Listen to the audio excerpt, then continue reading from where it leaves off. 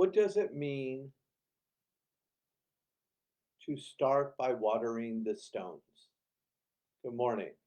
My name is Father Frank Buckley, delighted to be your host of our Ignatian meditation group, Flourishing During Times of Uncertainty. Today is Poetry Friday, and today is going to be a great day. It's a beautiful sunny morning on our Jesuit campus at Blessed Sacrament in Hollywood. If you're new to the program, this is a three-part series. On Friday, we do a little break and we focus for our inspiration, which is always the first tier. And the inspiration is on poetry on Fridays. This morning, I have chosen one of my favorite poets, Mary Oliver's beautiful poem, Watering the Stones, and what that could mean to us as we build a contemplative morning practice. The second part of the program is our contemplative practice, where we give the first part of the morning to God.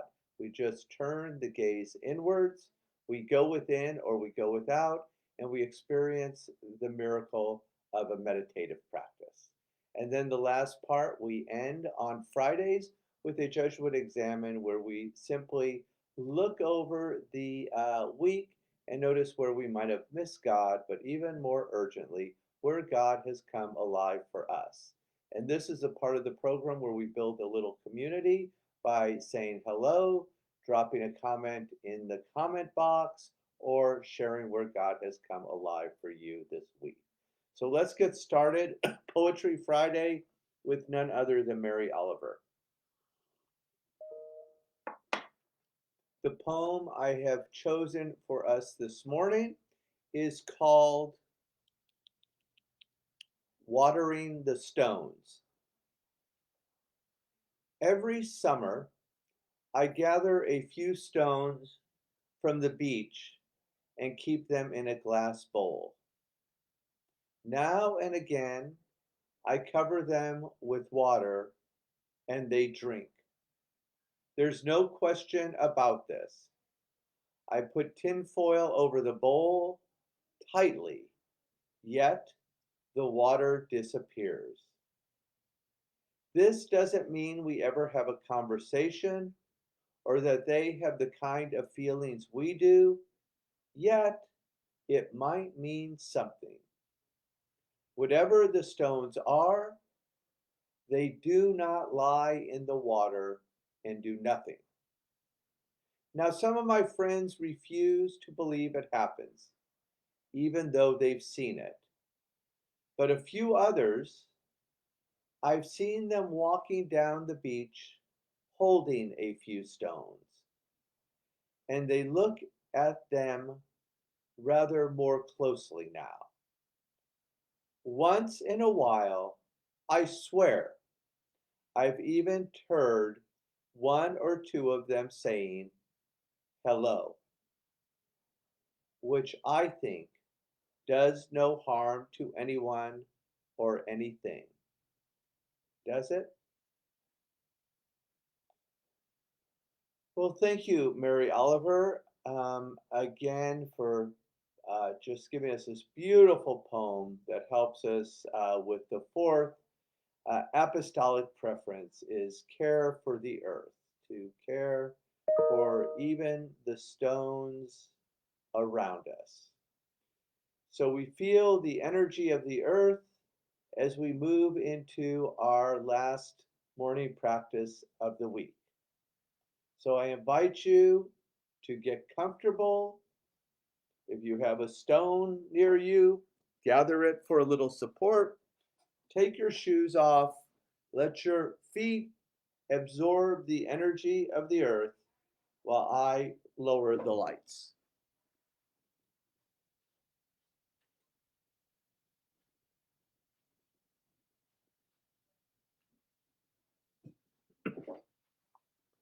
We flourish by unplugging from all technology.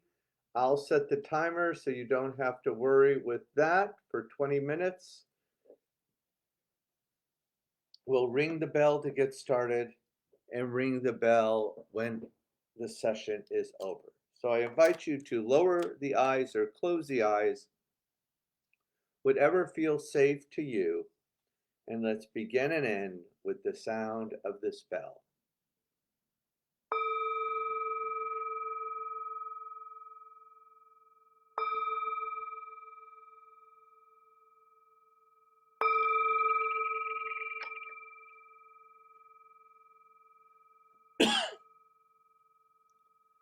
Listen, listen. The sound of this beautiful bell returns us to our true home. As always, we begin with a little diaphragmatic breathing to engage the parasympathetic nervous system to get us grounded. So we'll breathe in through the nose, out through the mouth, all the way into the lower belly 3 times as a community. Inhale, open mouth, exhale. Beautiful. Inhale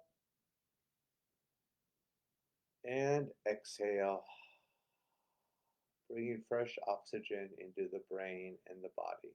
Last time, deeply as possible. Inhale and exhale.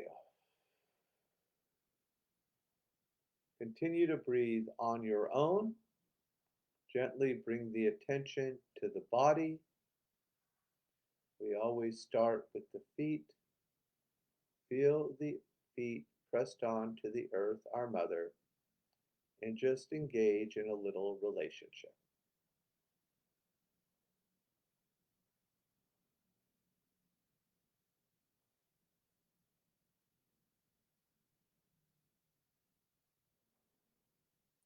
The earth gives us so much, and all she asks in return is a little respect, and we can all do that.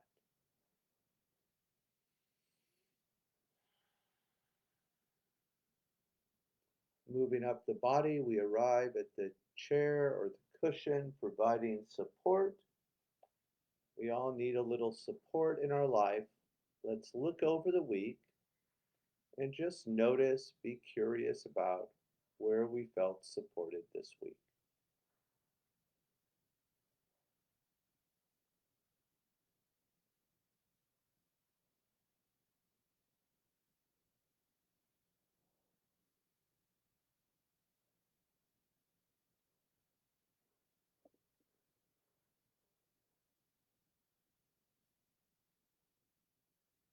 And just lean into it, and Ignatius would say, savor it.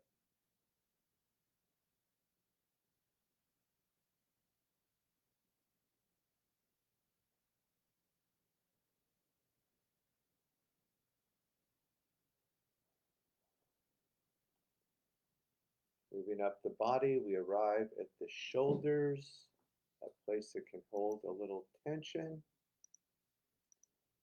And we simply surrender.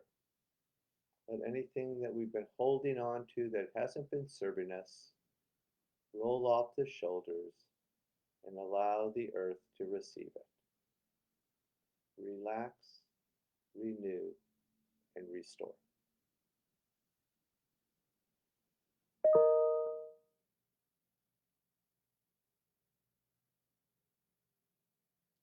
Moving towards the front of the body, we arrive at that place the physical world touches the spiritual world, our heart. I'd like you to take the hands to the heart, turn the gaze inwards, see if we can find something from this week for which we're grateful, and just name it in one word.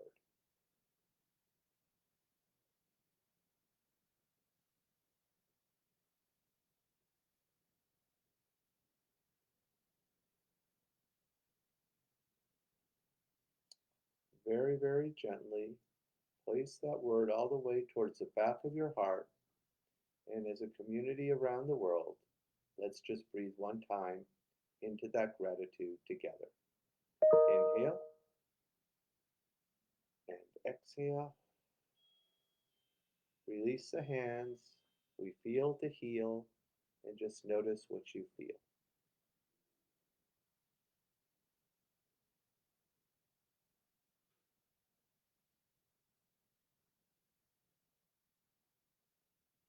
Good. Finally, we focus on an intention for our week. St. Ignatius invites us to ask God for what we deeply desire in this moment, being courageous enough to ask God for something great and beautiful today.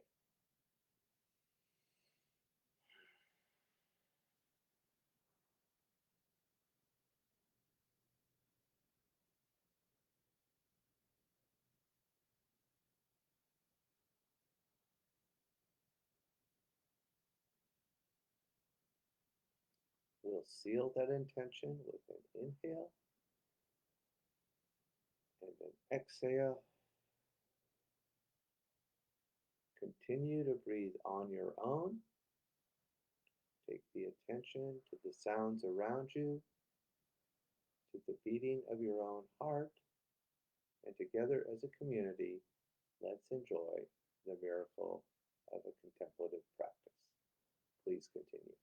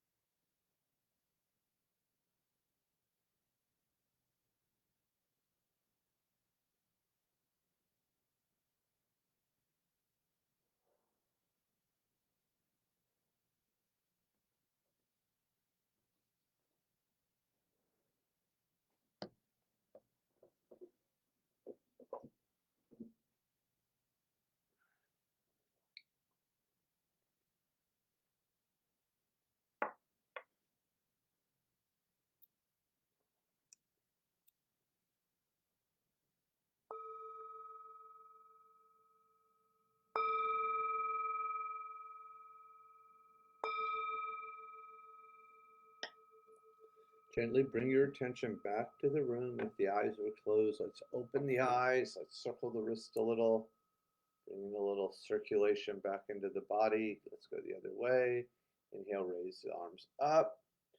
Exhale, lean to the left. Inhale, back to center. Exhale to the right. Inhale, back to center.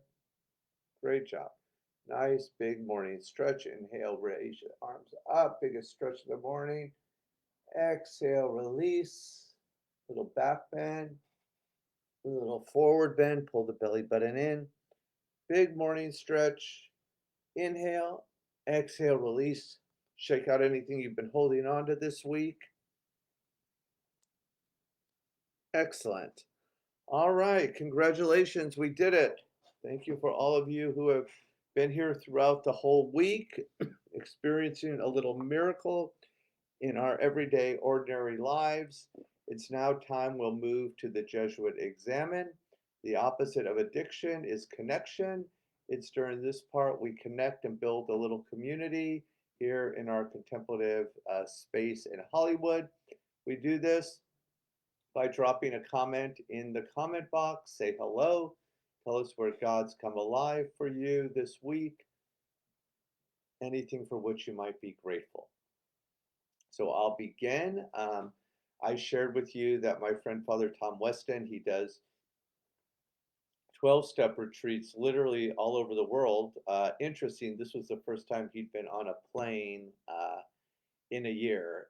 And this is a guy who's like on a plane almost every week of the year before this. But he sat in on our Flourishing in Recovery group and shared a little bit about prayer and meditation with people living on the streets. And it was really definitely one of the highlights of my week. Second, let's see, where did God come alive this week? I had something. Oh, my niece went yesterday with, I shared with you, Planet Hope and Kelly Stone over to the Dream Center and made Easter baskets for women and children who otherwise would not have had an Easter this coming, the following Sunday. And then last but not least, in our Ignatian year of 500 years since Ignatius was hit by the cannonball, we've looked at Father de Mello's reflection on the spiritual exercises of Ignatius, and it's such an extraordinary, refreshing perspective that Father de Mello gives us.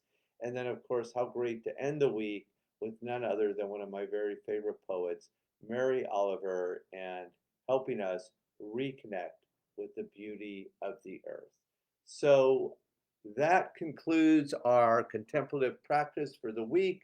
I hope you all have a beautiful, beautiful weekend. It looks like it's going to be clear, blue skies, and sunny in Hollywood. Hope you have a great weekend. I can't wait to see you on Monday. God bless you.